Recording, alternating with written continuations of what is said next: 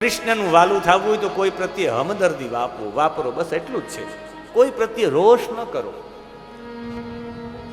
કોઈ પ્રત્યે ગુસ્સો ન કરો, કોઈ પ્રત્યે હમદર્દી વાપરવી જોઈએ. એ ભાવના સાથે આજના કથા સત્રને અહીંયા વિરામ. આ ઝાંખી સાથે વિરામ. દ્રૌપદી જેવી ભાવના આપણા જીવનમાં પણ આવે. આપણું કોઈ ખરાબ કરે તો ભલે કરે, આપણે એનું નહીં કરવાનું. આવી ભાવના રાખી તો કૃષ્ણ તમારે ઘરે આવીને તમને નામ આપશે કે તું આજથી મારી બેન ને તારું નામ આજથી કૃષ્ણ. જો કૃષ્ણને વાલું થવું હોય તો જેના વાક્યમાં ધર્મ છે, જેના વાક્યમાં ન્યાય છે, જેના વાક્યની અંદર કરુણા છે, અને એવી કરુણા સાથે જેણે સ્તુતિ કરી છે કે છોડી દ્યો અને છોડી દ્યો અને છોડી દ્યો, અને અર્જુને કહ્યું કે હું અગ્નિ સ્નાન કરું કે શું કરું, અંતે એની શિખા કાપી એનો મણી કાઢીને અશ્વત્થામાને મોકલી દીધો છે. અહીંયા બધા લોકોએ 3 અશ્વમેધ યાગ કર્યા છે, બ્રાહ્મણોને ભરપૂર દક્ષિણા આપી છે, પણ આ તરફ અપમાનથી બળેલો અશ્વત્થામા વિચારે છે કે મારું અપમાન થયું અને બ્રાહ્મણને બધું ગમે પણ એનું અપમાન ન ગમે. અશ્વત્થામા શું કરશે એ જાણવું હોય તો બરાબર 4 વાગે પાછા આવી જાજો.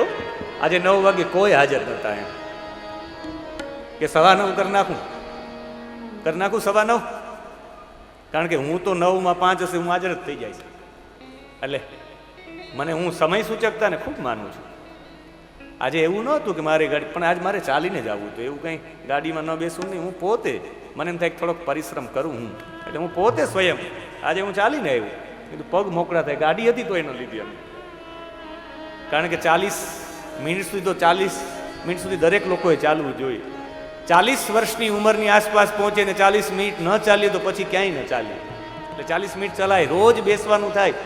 એટલે અમે સાંજે પણ આમ દોડવા જઈએ, ચાલવા જઈએ, એવું સવારમાં થોડી કસરત થઈ જાય. એટલે કાલથી કથાનો સમય સવાર 9 વાગે રહેશે. 15 મિનિટ મોડા તમે નાસ્તો કરી લો આનંદથી, ફટાફટ હું આવી જાઉં. તમારે ભાગતું ભાગતું આવવું પડ્યું. મેં મંગલાચરણ કર્યું ત્યારે મેં જોયું આંખ ખોલીને ક્યારેક ફટાફટ બધા આવતા હતા. આરામથી ગાંઠિયા ખાઈને આવજો, જલેબી ખાઈને આવજો, જય જલારામ કહીને આવજો, જરાય મૂંઝાતા નહીં. એવું પણ અમારે જડતા એવી પણ જવાબદારી કે તમે દોડાદોડી થાય. સ્પેશિયલ આજ શું હતું નાસ્તામાં? પૌવા ખાઈને દહીં સાથે 9:15 વાગે. એટલે 15 મિનિટ મોડા, પણ ચિંતા ન કરતા. કાલથી 9:15નો સમય રહેશે, બરાબર 4 વાગે આવી જાજો. એટલે 4નો સમય એવા બધા કે 3 વાગે પણ તમે 12 વાગે જમી લો, 3 વાગે પછી આવી શકાય? બહુ અઘરું છે. અમે એટલી કથાના અનુભવ પછી અમે 4 વાગ્યાનો સમય રાખ્યો. હવે પછીની બધી કથાઓ જેને બપોર પછીના સત્રમાં કથા કરવી હોય 4 વાગે જ કરે, 3 વાગે નહીં. કારણ કે થોડોક ડાબા પડકે સૂઈ લે, સેજ ફ્રેશ થઈ જાય ને પછી કથામાં પધારે. એવી ભાવના સાથે 5 મિનિટ માટે હરિનામ સંકીર્તન અને કથાને વિરામ. બપોર પછી અશ્વત્થામા શું કરે છે બદલો લેવા માટે, દ્વારિકાધીશ એના સામે કેવું રક્ષણ કરે છે, અને આજે પ્રથમ સ્કંદમાં વિરામ કરીને દ્વિતીય સ્કંદમાં પ્રવેશ કરી જશે. કૃષ્ણ ગોવિંદ ગોવિંદ ગોપાલા, ગોવિંદ ગોવિંદ ગોપાલા, ભજ મુરલી મનોહર નંદલાલા, મુરલી મનોહર નંદલાલા, ભજ મુરલી મનોહર નંદલાલા, મુરલી મનોહર નંદલાલા, હે કૃષ્ણ ગોવિંદ ગોવિંદ ગોપાલા, કૃષ્ણ ગોવિંદ ગોવિંદ ગોપાલા, ભજ ગોવિંદ ગોવિંદ ગોપાલા, ભજ ગોવિંદ ગોવિંદ ગોપાલા, ગોપાલા ગોવિંદા ગોપાલા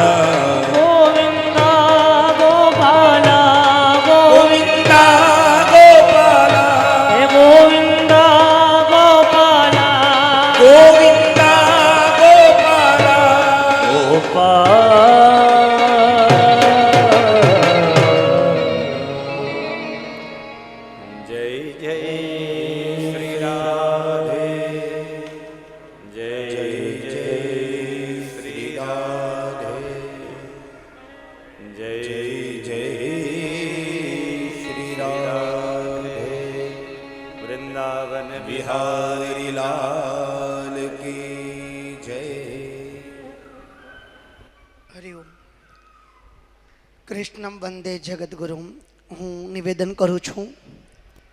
શ્રી ચિમનભાઈ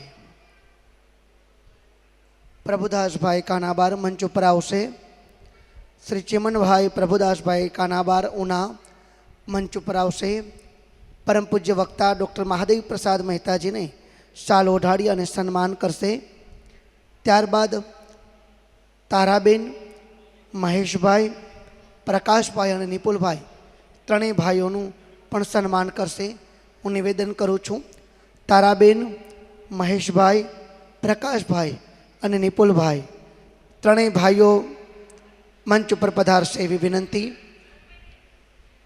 ચિમનભાઈ પ્રભુદાસભાઈ કાનાબાર ઉના દ્વારા સન્માનિત થઈ રહ્યું છે. પરમ પૂજ્ય શાસ્ત્રીજી વ્યાસપીઠનો ત્યાગ કરી અને જઈ રહ્યા છે. જોરદાર તાલીઓના નાદથી વધાવશું. આપણી કથાનો સમય બપોર પછીનો 4 થી 6 વાગ્યા સુધીનો છે, તો આપ સમયસર પહોંચી જશો એવી વિનંતી. કાલથી સવારનો સમય સવા ભાવથી 9:15 થી 12:15 વાગ્યા સુધીનો રહેશે. કાનાબાર પરિવાર દ્વારા છક પરિવારનું યથોચિત સન્માન થઈ રહ્યું છે. આપણે બધા જોરદાર તાલીઓના નાદથી વધાવશું. જે પણ ભક્તજનો, શ્રોતાજનો, મિત્રો ઉપસ્થિત છે તે સૌ પ્રસાદ લઈને જશે એવી વિનંતી. બરોબર આપણે આપણા આ કથા પટાંગણની અંદર, આપણા આ ભાગવત ભવનની અંદર બરોબર 4 વાગે ભેગા થશું. ખૂબ ધન્યવાદ. સાંજે હરેશભાઈ ઉદાસનો એક કાર્યક્રમ છે, તો એમાંય સૌ પધારશો એવી વિનંતી. સાંજે હરેશભાઈ ઉદાસનો કાર્યક્રમ છે, તો એમાંય પધારશો એવી વિનંતી.